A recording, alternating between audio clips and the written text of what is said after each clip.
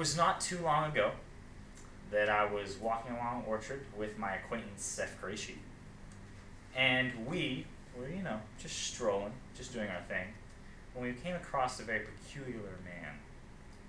And I wish I could tell you what this man was doing, but I couldn't understand what he was saying, and I couldn't understand what his movements even were, what they represented. He was talking in some sort of an unintelligible gibberish that he understood but nobody else did, and he was talking about some sort of plot and conspiracy theory. I'm not exactly sure what it was. He was being kind of disruptive, disturbing the peace, kind of violent, and not exactly the kind of character you want hanging around Orchard Central. And so my friend, being the pensive young man he is, decided to tell me, should we call the cops? Should we call the cops on this guy? And I was like, well, hold on, you okay? He's like, no, this is serious. Should we call the cops on him? And I think somebody must have eventually called the cops on that man because he was absolutely insane. But what I realized after hearing my friend say, call the cops, the precipice of our moral values seems to lie at the call the cops. When we saw this crazy man, our reaction wasn't, hey, maybe we should ask him what's wrong. Our reaction was, call the cops, dude. He's doing something wrong. He's doing something wrong, and he needs to be punished.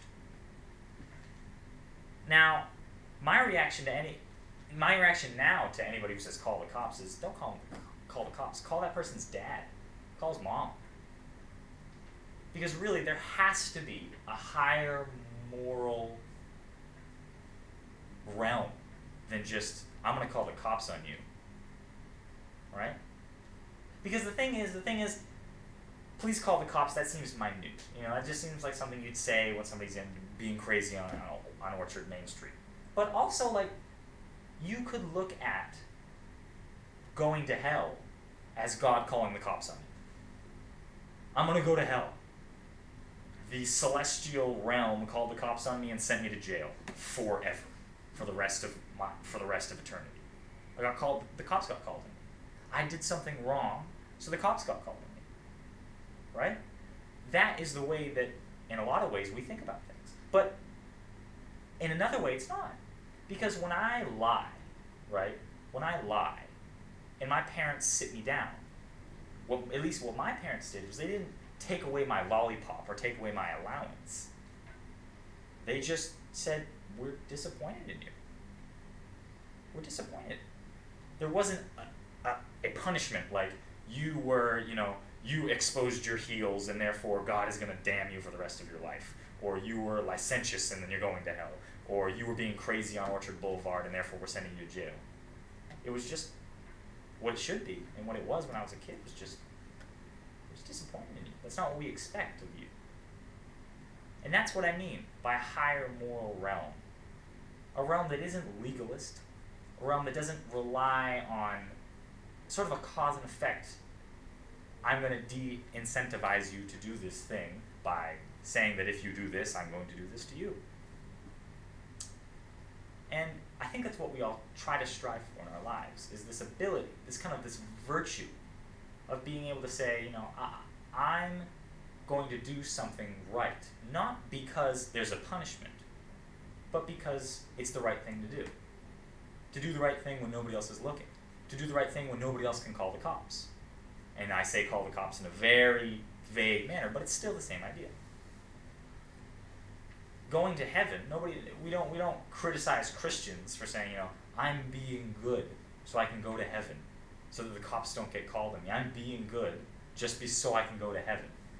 That's almost in a way, a sort of selfish reason to go to heaven. You're not just being good so you can be good, you're being good so you can go to heaven. So the cops don't get called on you, so that Jesus doesn't come down and damn your soul. I'm not being good because there's a punishment involved. And my point is that there has to be a higher moral realm than just the cause and effect of punishment and reward. So, the next time that somebody says, call the cops, or the next time that somebody tries to impose a punishment on you, or tries to impose a punishment on your friends, say, don't call the cops. Call my dad. He'll set me straight. For the record, That never happened. I just made it up. 506. You changed setting 4 times. Orchard Central, Orchard Main, Orchard Boulevard, Oh, well, the Somerset. same place. The one idea that I liked the best was, which I like. I hope if you had expanded it when you're like to do the thing when no one's looking. Yeah. That was a difficult one. Well, and he got there. It was actually kind of to build up to that, right? Yeah, I don't know. I thought everything. Here we are, like, you know, armchair quarterback. Oh, here's what you should have done after the game, blah blah blah. But you know, I mean, you were so close to like convincing me that Jesus really is God's cop. Yeah. Because he comes down and he sends people to hell, right? Yeah. But no, it was very good, and that's a difficult one, and everybody's had difficulty with that one, and you took it and started and finished really taking it places that worked reasonably well with a difficult problem. One more person? Yeah. How you doing?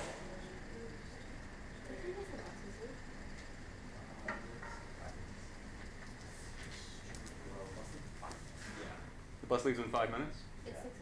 And she has to get in the bus as well. Okay. No, her 6:10. mom comes. Yeah, 6:10, so we have 5 minutes. So. Your mom come? Her mom comes. Oh. Her mom Oh. comes, yeah. So she might be All able right. to get the kids. So- We just do, 'cause we have Okay, to- if you need to leave, leave. Yeah. Nice run.